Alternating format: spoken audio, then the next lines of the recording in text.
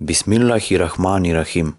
Вие го слушате шестиот дел од книгата Аллаховиот зикр. Ова е македонски превод на говорот кој го одржал Хазрети Мирза Баширудин Махмуд Ахмад разијалаху анху, халифатул Месих II, во текот на Џалса Салана, годишен собир на Ахмадија муслиманскиот џемаат на 28 декември 1916 година и Фазл Умар фондацијата го печатела на урду јазик како Зикир и Иллахи.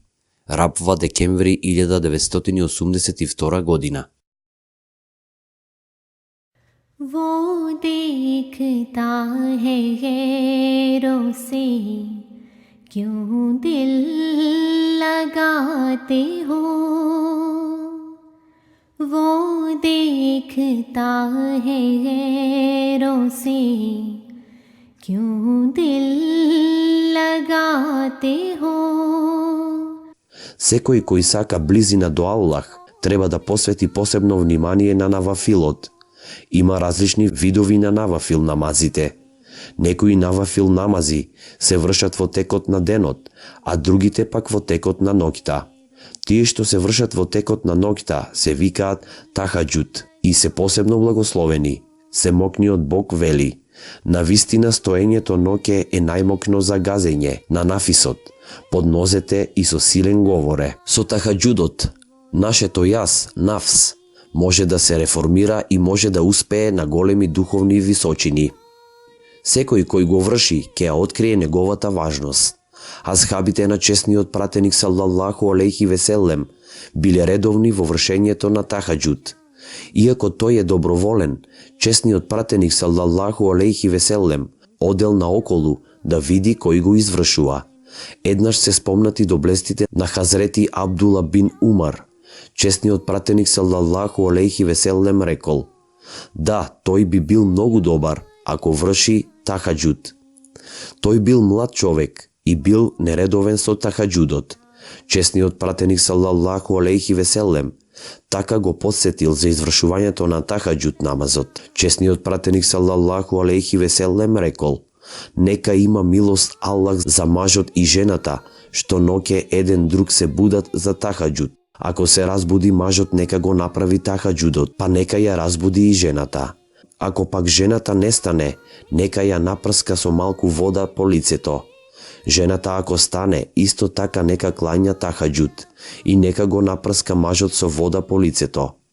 Чесниот пратеник саллаллаху алейхи веселем и наредил на жената да го почитува својот маж, но сепак и дозволил да го напрска со малку вода, ако е заради будење за тахаџуд.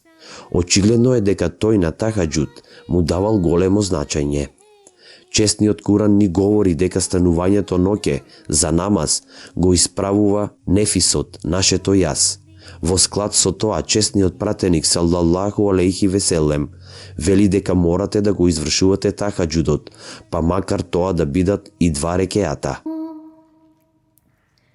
सब खैर है इसी में कि उससे लगाओ दिल. Тој исто така рекол дека семокниот е близу во доцните делови на ноќта, затоа тахаџудот е многу важен и корисен. Станување досна заради тахаџуд. Еден од начините, според мене, не многу корисен, е да користиме будилник. Тоа создава зависност и не и помага на волјата во зајакнувањето. Ако одите на спиење, одлучни да станете за тахаџуд, ќе бидете во состојба да правите ибадет преку целата ноќ. Бидејќи сте одлучни, ќе станете. Оние кои користат будилник, но им недостасува волја, често ќе го исклучат будилникот и ќе се вратат на спиење. Кога ќе станат, тие очигледно се чувствуваат поспано на намазите. Нивната зависност ги спречува да се разбудат целосно и да бидат свесни. Но под одредени околности, почетниците и некои други можат да користат будилник. Постојат 13 методи кои можат да ви помогнат да станете ноќе. Секој што ќе ги проба, ако даде Бог, ќе има корист од нив. Може би на почетокот ќе има потешкотии, но потоа тие начини ќе се покажат како корисни. Јас овие начини ги извадив од честниот Куран и хадисите. Аллаховата милост е мене да ми бидат покажени тие спорни работи, кои останале сокриени од другите. Да заштедиме време, јас само ќе ги дадам овде своите заклучоци, без наводи. Природен закон е се да се враќа на почетната положба, ако се појават повторно слични околности. Често на стари години човек пати од своите детски болести. Истото се случува со птиците и со дрвата. Овој закон може да биде во корист за станувањето ноќе. Вршете зикр некое време после иша намазот. Што повеќе зикр ќе направите, толку порано ќе станете заради зикрот пред утрото. Не разговарајте со никого после иша намазот. Иако честниот пратеник салаллаху алейхи веселем многу пати разговарал после тој намаз, тој го забранувал тоа како општа пракса. Тука има две причини. Ако почнете да разговарате, ќе заспиете доцна и нема да бидете во можност да станете утрото. Ако разговорот се води на друга тема, а не на верска, вашето внимание ќе се сврти во друга насока. Треба да одите на спиење додека размислувате за својата вера. Ќе се разбудите со исти мисли. Не е забрането да ја продолжите својата канцелариска работа или друга важна работа после иша намазот. Но во тој случај не е лошо да се помине некое време во зикр пред спиењето. Земете абдест пред да заминете во кревет, дури и да сте земале пред тоа. Тоа влијае на срцето и создава посебна свежина. Ако заминете на спиење со свежина, такви и ќе се разбудите. Тоа е општа забелешка. Оној кој се смее пред да оди на спиење, се смее кога ќе се разбуди. Тој пак што плаче, ќе се разбуди плачејки. न पाई वो रोशनी सूरज पे गौर करके न पाई वो रोशनी.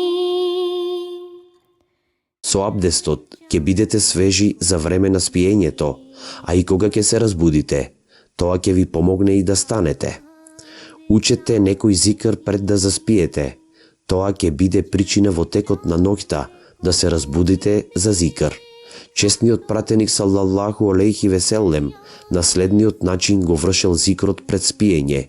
Бија проучил ајатул, курси и последните 3 сури од честниот Куран. Тогаш нежно ќе дувнел во дланките и ќе поминел полека со нив 3 пати околу своето тело. Тогаш ќе се свртел надесно и ќе речел 3 пати: О Аллах, јас се ставам себе си во Твоја заштита и своето лице го свртувам на кај Тебе и сите своји задачи ги предавам на Тебе, со целосна склоност и страв пред Тебе. Нема засолниште или заштита од Тебе, освен кај Тебе. Јас верувам во Твојата книга, што Ти ја објави, и во Твојот пратеник што Ти го испрати. Сите верници треба да го практикуваат тој зикр и тогаш да продолжат со другите форми на зикр, се додека не заспијат. Едно важно учење за тоа време е Субхан Аллахе ве бихамдихи, Субхан Аллахил Азим.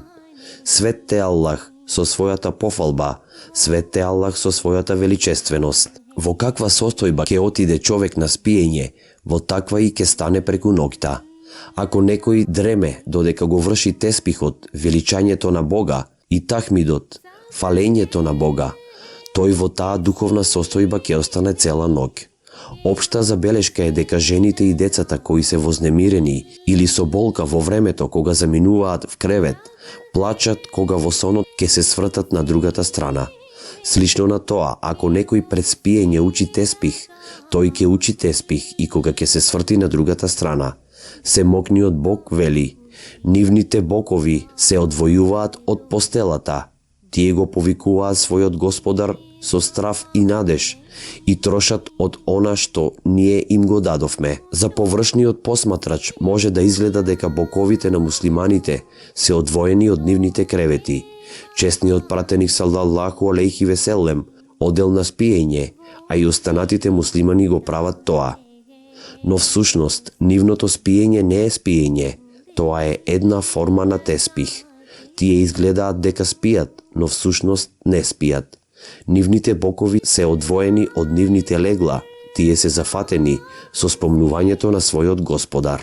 दिल लगाते हो इस जाए पुरअज़ाब से क्यों दिल लगाते हो दोज़ख है ये मकाम ये बुस्तां सरा नहीं दोज़ख है ये मकाम ये बुस्तां Цврсто решете се кога заминувате во кревет дека ќе станете за тахџуд. Семокниот Бог му дал на човекот мок да го натера умот, да ја послуша својата волја. Филозофите го прифатиле овој принцип. Цврсто решете се дека ќе станете за тахџуд. Додека телото ви спие, вашиот ум ќе биде буден. Тој ќе ве разбуди токму во саканото време. Шестиот метод е за цврстината во верата. Наместо да се извршува витр, 3 рекеати пропишани како неопходни, после ишата оставете го витрот за времето на тахџутот. Обично луѓето се редовни во извршувањето на редовниот ибадет, но покажуваат неодговорност во доброволниот. Витрот е ваџиб, неопходен дел од ибадетот, незадолжителен, но поважен од доброволниот. Кога ваџибот е составен со навафилот, тоа ќе ја засели решеноста за вршење на двата. Душата нема да мирува додека ваџибот не биде завршен. Така и навафилот ќе биде завршен. Тој што веќе го завршил витрот, може да не стане за тахџуд, дури и ако е буден. Неговата душа ќе се чувствува мирно. Но ако го должи витрот, душата ќе му биде немирна и ќе го разбуди. Само силните во верата треба да го практикуваат тој метод. Оние слабите можат на тој начин да се лишат дури и од ваџибот. Седмиот метод е исто така за оние кои се напредни во верата. Тие треба да почнат да го вршат навафил, после иша намазот и да продолжат додека не почнат да дремат во намазот и не бидат совладени со сон. Иако нивното вкупно спиење ќе биде намалено, во времето на тахџуд ќе бидат будни. Овој метод е вежба на духот. Осмиот метод го практикуваат многу суфеи. Јас лично не сум чувствувал потреба за тоа, но се чини корисно. Ако се стекнете со навика да спиете предолго, заменете го мекиот кревет со тврд. Вечерајте неколку часа пред да одите на спиење. Јадете пред магриб намазот или веднаш после тоа. Понекогаш духот е активен, но телото не е. Телото постапува како јарем. Ако јаремот е претежок, тој го притиска духот. Стомакот не треба да биде полн кога одиме на спиење. Не одете во кревет џуннупи, нечисти. Мелеките се придржуваат на оние кои се чисти, на нечисти не приоѓаат. Еднаш на честниот пратеник салаллаху алейхи веселем му било понудено нешто со силен мирис. Тој не го јадел тоа, но на асхабите им дозволил да го јадат. Им објаснил дека мелеките кои често го посетувале не сакаат такви мириси. Мелеките ја мразат нечистотијата. Еднаш Хазрети Халифатул Месих први отишол во кревет без да ги измие рацете после вечерата. Во сонот го видел својот постар брат, како сака да му го даде честниот Куран, но кога тој сакал да го земе, брат му рекол: "Не фаќај го честниот Куран, твоите раце се нечисти." Физичката чистота влијае на чистотата на срцето. Оние кои се чисти ќе имаат помош од мелеките да станат. На нечистите тие нема да им приидат, затоа држете ги своите тела чисти. Креветот треба да биде чист. Многу луѓе ја занемаруваат оваа работа. Запамтете дека чистотата на креветот влијае директно врз духовноста. Посебно внимание обратете на тој поглед. जो कुछ बुतों में पाते हो उसमें वो क्या नहीं वो देखता है गैरों से क्यों दिल लगाते हो वो देखता है गैरों से क्यों दिल लगाते हो।